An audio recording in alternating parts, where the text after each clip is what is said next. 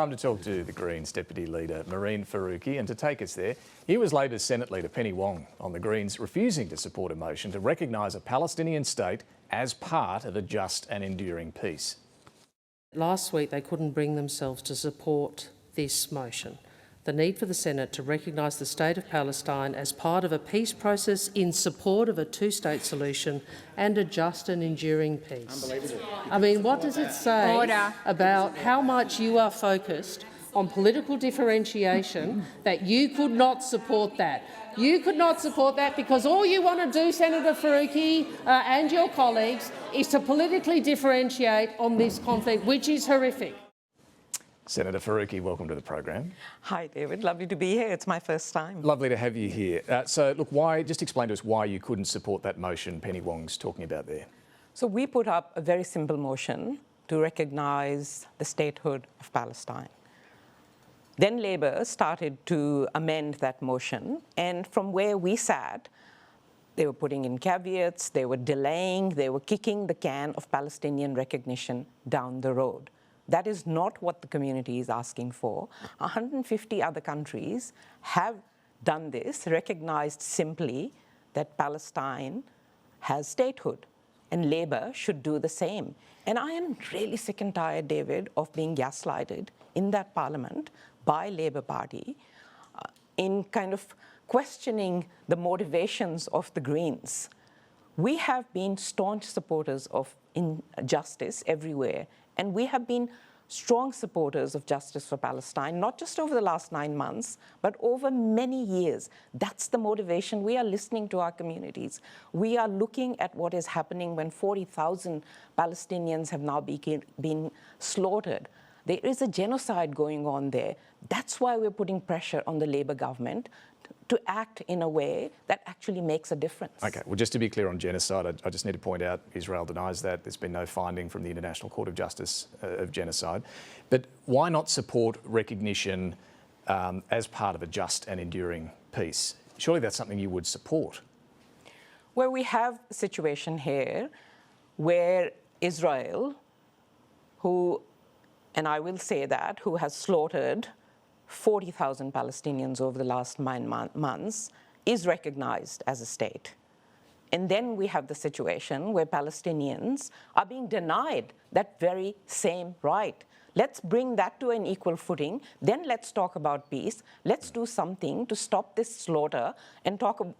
I just think I was flabbergasted that Labor wants to talk about peace while doing absolutely nothing to stop Israel from their slaughter of Palestinians. Is the continued presence of Hamas, though, the problem here? I mean, it is still holding civilian Israeli hostages. I mean, Surely that has to end first. Hamas has nothing to do with recognizing Palestinian statehood.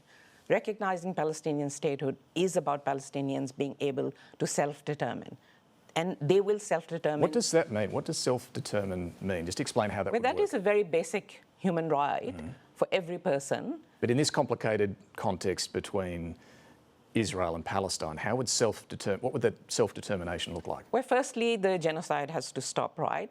Palestinians have to be given more rights to be able to access basic necessities like food and water, to be able to move around freely. But in terms of forming two states, how does self-determination work?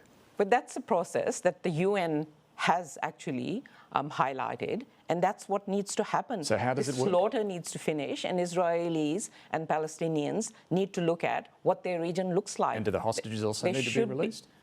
The hostages should be released. I think we've said that over and over. The hostages on the other side, the thousands upon thousands of Palestinians that have been held by Israel, need also to be released. And does Hamas need to be dismantled? Well, listen, the situation with Hamas is that it has nothing, I can't keep repeating it again and again. It has nothing to do with Palestinian statehood and Palestinian self-determination. No, the question was, does Hamas need to be dismantled? The Palestinians need to decide where they want to go with their own region, not intervention from Western countries. So if they choose Hamas, that's okay?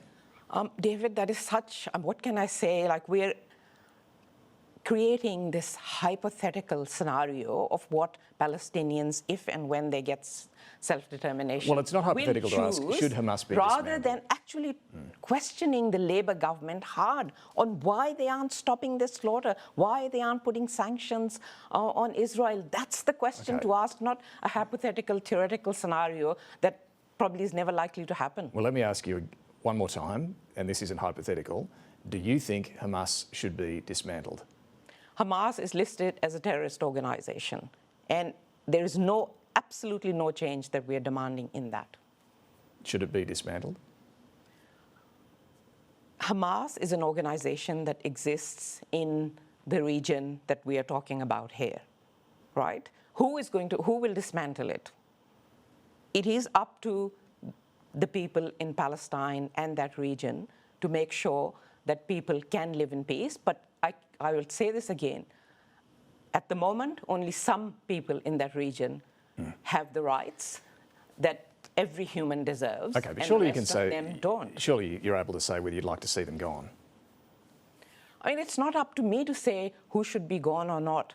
Well, you've offered views on... It's up to me to say that the 40,000 people that have been killed and that the slaughter is going on. 16 Palestinians were killed just this morning in a strike at a Palestinian school. That is what needs to stop, and then there needs to be a process to started to see how peace can be attained and maintained with the freedom of everyone that lives in that region. And would that peace with self-determination still allow for an Israeli state? I mean, Israeli states exist, yes. But you would like to see the state of Israel exists. You would like to see it continue to exist?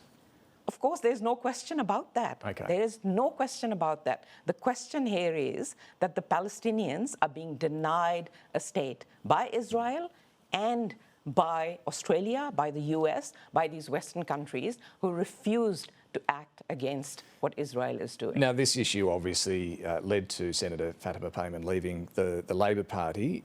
Did you have any role in encouraging her on this journey, on this path that she's been on? What was your contact with her? I've been in touch with Senator Payman over the last few weeks and also way before that. I think being the only other brown Muslim woman in that Senate, I can understand far better than most what Senator Payman has been going through, not just over the last few weeks, but just in general. I mean, explain that to us. That's interesting. Yeah, just because throughout my political life, I have been a target of Islamophobia. I have been a target of gaslighting. I have been, vilified for strong positions that I have taken. And so, I can understand what Senator Payman is going through. And this issue of Palestine is very core to not just the Greens, but personally to me as well. Did you encourage her at all to think about joining the Greens? No, I did not. Okay. And I do think, I completely agree with Amy, and this has been really bugging me over these last few weeks, that we are, like, there's a question about Senator Payman's agency. And again, that comes down to how Muslim women are stereotyped in this country, how they are boxed into this person who can't make up their own minds, that they are led by someone else forced them to do this, someone else forced them to, or encouraged them to make a decision that they wholly made by themselves. Senator Payman, as far as I can see it, made this decision on her moral compass, following her moral compass, listening to the community, and actually looking at what the situation in Israel is at the moment. That's and I'm very proud of her as another Muslim woman for standing strong on her convictions. What about this organisation, the Muslim Vote? How do you view this organisation? So I'll first say that people of colour and Muslims have for too long been ignored in this country. That's to make one point. Migrant communities have been ignored for too long in this country.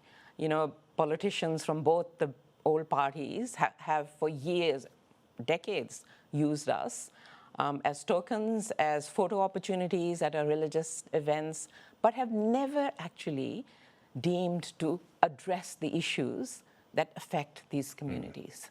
So I don't find it surprising at all that communities are organizing and communities are saying, well, you know, we want our voices heard. And one way to do this is to actually organize and to put up candidates who will be speaking up for the community. And from what I know, whether they are Muslim or not, it is about those candidates speaking for those communities and their concerns. And one of their big concerns at the moment is no action from Labour on Palestine. No doubt about that.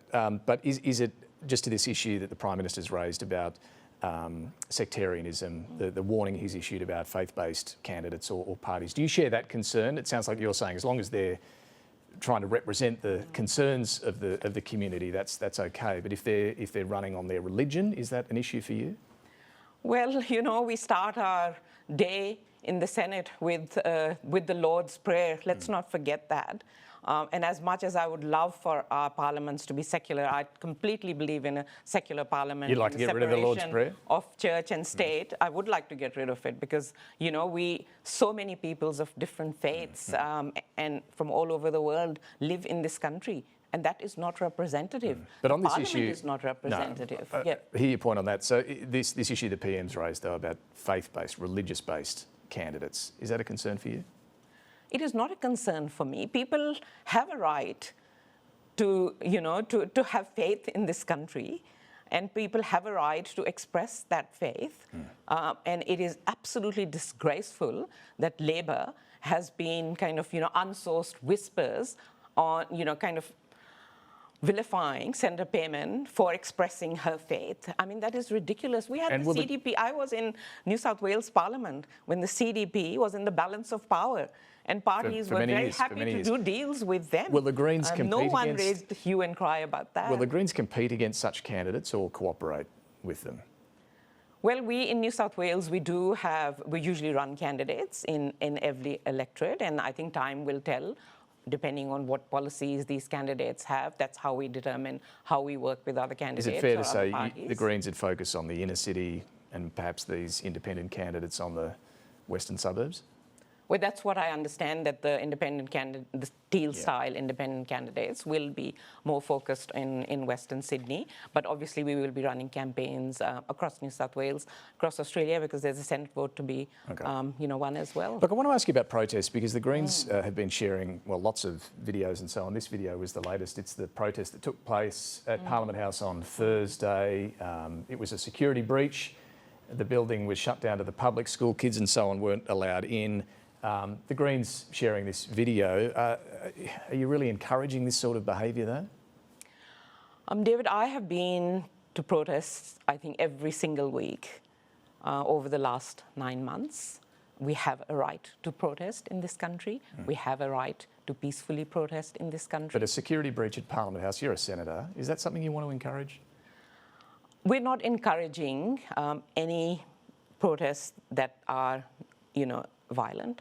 And I think it was a bit rich of the Prime Minister to say that kind of unfurling a banner from the top of the Parliament House was somehow not a peaceful protest. Well, this was a peaceful protest. It is a breach of security, though. It forces the building to be shut down, the Australian Parliament. Sure, I understand that. But let's also put this into perspective. People are really angry.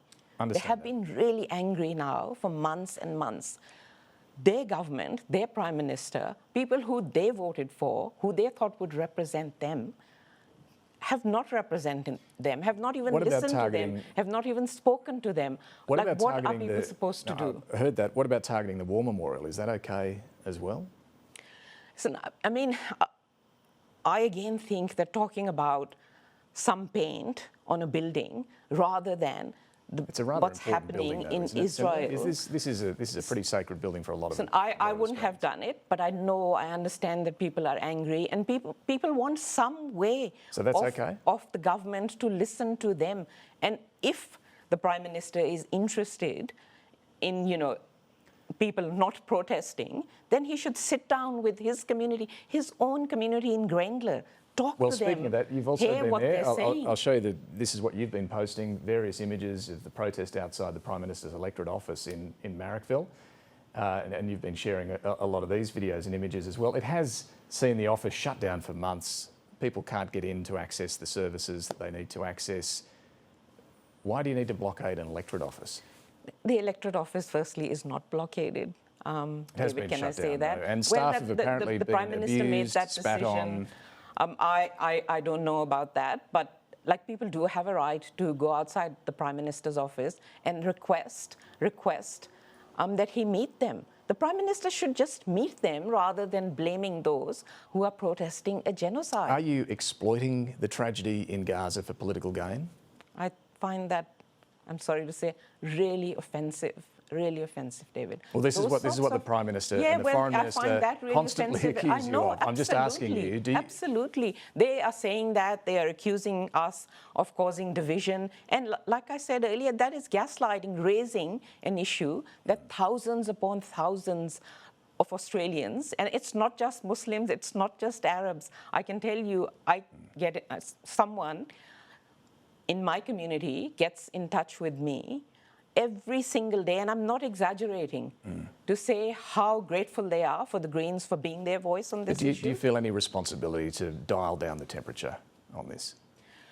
This whole, you were talking about this earlier on social cohesion, and how, I find that also, kind of very weird that here we have two major parties who, right at this time, are dog whistling on migrants and on international students, which is really harming and hurting the community, stand there and say, oh, we need social cohesion. The message that the community is getting is, you shut up. You have no right to talk about this. That's what social cohesion is about, to shutting up people who are saying things that the government doesn't like. That's not good enough. That is not good enough. We should have a voice. And people are even more angry at now, the only voice in the Labour Party who has kind of spoken out against this issue has been treated the way that Senator Payman has been treated. And now sitting on the crossbench. Look, Senator Faruqi, we will have to leave it there. But thank you so much for joining us this morning. Thank you so much for having me, David.